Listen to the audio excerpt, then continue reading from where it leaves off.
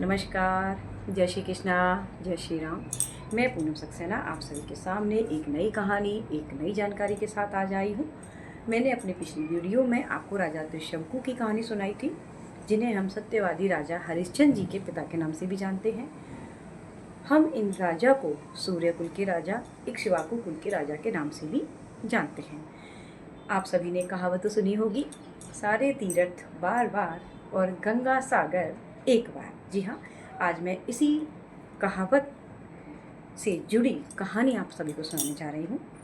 तो राजा सत्यवादी हरिश्चंद्र जी के वंश में और श्री रामचंद्र जी के पूर्वज एक राजा हुए जिनका नाम था राजा सगर। इनके अनेक पुत्र थे। यह चक्रवर्ती सम्राट जब बनने वाले थे उससे पहले इन्होंने एक बहुत बड़ा अश्वमेध यज्ञ किया था। अपने पुत्रों को एक जो घोड़ा इन्होंने छोड़ा था उस घोड़े के पीछे लगा दिया था।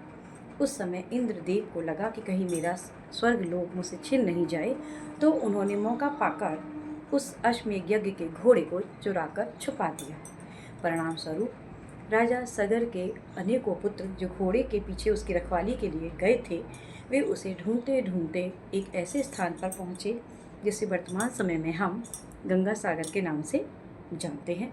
वहाँ जब वह पहुँचे तो वहाँ उन्होंने देखा कि एक ऋषि वहाँ तपस्या में लीन है और उन्होंने सोचा कि हमारा घोड़ा इसी ऋषि ने चुरा लिया है। परिणाम स्वरूप वे उसे ही दोषी ठहराने लगे और उनसे अपशब्द कहने लगे। इससे कपिल मुनि को क्रोध आ गया और उन्होंने उन सभी राजकुमारों को शाप दे दिया, जिसके फलस्वरूप वह राख के ढेर बन गए। ये कपिल मुनि ऋषि अत्रि और उनकी पत्नी अनसुईया के सबसे बड़े पुत्र थे।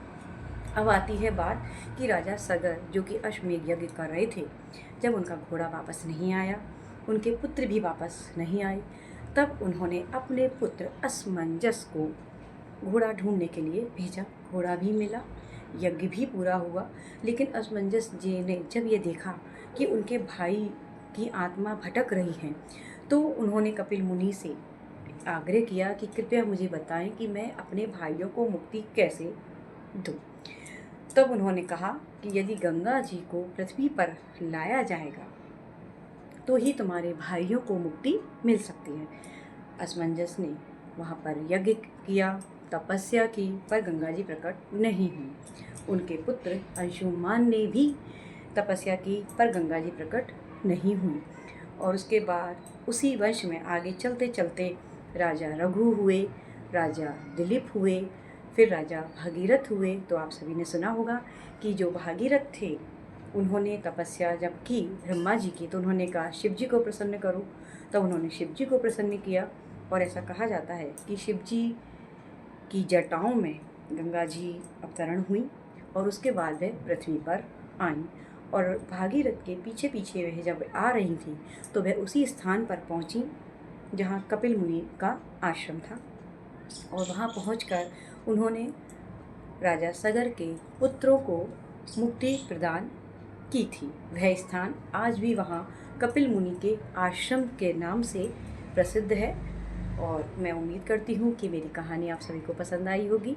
अगर मेरी ये कहानी, मेरी ये वीडियो आपको पसंद आई हो तो कृपया मेरे चैनल को सब्सक्राइब कीजिए, उसे लाइक कीजिए और मुझे कमेंट करके बताइएगा, जिससे मैं आपको आगे की कहानी बता सकूँ।